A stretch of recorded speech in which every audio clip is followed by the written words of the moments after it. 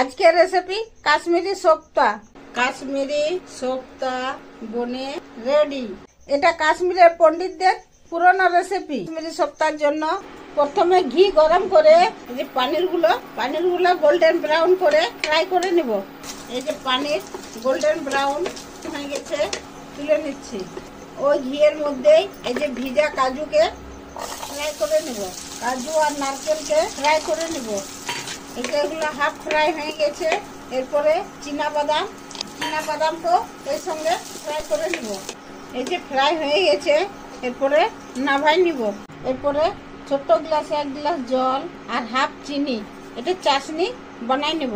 এই যে চাশনি বানাই নিয়ে পানির, কাজু, নারকেল আর চীনাবাদাম সব দিয়ে আর ইলাইচি পাউডার দিয়ে আর এটাকে 3 থেকে 4 মিনিট কুক করে